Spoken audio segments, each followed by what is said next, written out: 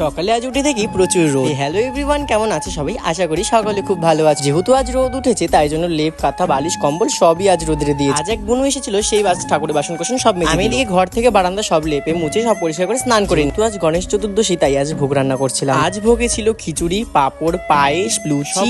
কিন্তু আমি নিজে হাতেই করে ভগবানকে দিই। খুব ভাবে এই ভগবানকে বিশ্বাস করি। যতটুকুই করি, যতটুকুই পারি, সব ভগবানের ইচ্ছা এবং ভগবানের আশীর্বাদ। প্রতিদিনই ভাবি তোমাদের কি রকম ভিডিও দেওয়া যায়। সারাদিন যেহেতু বাড়ি থেকে কোথাও বেরোনো হয় না, তাই বাইরের কোনো ব্লগই তোমাদের সাথে শেয়ার করা হয় না। বাড়িতে যা যা করি সেগুলি তোমাদের সাথে শেয়ার করার চেষ্টা করি। ভোগ রান্না হয়ে যাওয়ার পর আমি গোপালকে স্নান করি, সুন্দর করে সিঙ্গার করে বসিয়ে দিই। বাড়িতে দুটো পেয়ারা ছিল, সেটাই কিন্তু ভগবানকে আজ ভোগ লাগিয়েছিলাম। আমি এক এক করে খিচুড়ি, পায়েস, লুচি এবং পাঁপড় সবই কিন্তু সাজিয়ে দিই। কিন্তু ভোগের থালা সাজাতে বরাবরই খুব পছন্দ করি। যখন ছোটবেলায় পুজো হতো তখন কিন্তু সব ভোগের থালা থেকে শুরু করে সব আয়োজন আমিই করতাম। আর এদিকে আমি এক এক করে ভোগের থালাটা সম্পূর্ণ সাজিয়ে ফেলি। ছোটবেলা থেকে ঠাকুমা বলতো ভোগ দর্শন করলে নাকি সব দুর্যোগ দুর্ভোগ কেটে যায়। ভিডিওর মাধ্যমে তোমাদেরও কিন্তু ভোগের থালাটা দর্শন করিয়ে দিলাম। এদিকে আমার গিরিধারী আর সোহাগ সোনাকে ভোগ দিয়ে আমি সোজা চলে যাবো মায়ের ঘরে। আর আমার বাড়িতে কিন্তু একজন নতুন অতিথি আসছে। কে আসবে তোমরা গেস্ট করে কমেন্ট বক্সে লিখে তো দেখি। হ্যাঁ, খুব তাড়াতাড়ি সেই ব্লগটিও আমি তোমাদের সাথে শেয়ার করার চেষ্টা করবো। না, ধূপটা ধরাই না, তাই ধূপকাঠি আর প্রদীপ জ্বালিয়ে মাকে পূজাটা দিয়ে নিলাম। আমাদের এখানে কিন্তু বড় করে গণেশ পূজা হয়, সেই ব্লগটিও কিন্তু কালকে তোমাদের সাথে শেয়ার করার চেষ্টা করবো। আমাদের বাড়ি ফুল কোনোদিনই থাকে না, তাই মাকে এমনি পূজা দিয়ে নিলাম। আমাদের বাড়ি কুলদেবী কিন্তু মা মঙ্গলচণ্ডী। প্রত্যেকটা অমাবস্যাতেই মায়ের নিয়ম কানুন করে সুন্দর করে পূজা করা হয়। পাশের বাড়িতে আজ বার দেবতার পুজো হচ্ছে, সেখান থেকে ঘুরে সোজা চলে আসি ঘরের ভোগ বের করে আমি সব স্টুডেন্টের মধ্যে কিন্তু ভাগ করে দিয়েছিলাম। আজকে আমার এই মিনি ব্লগ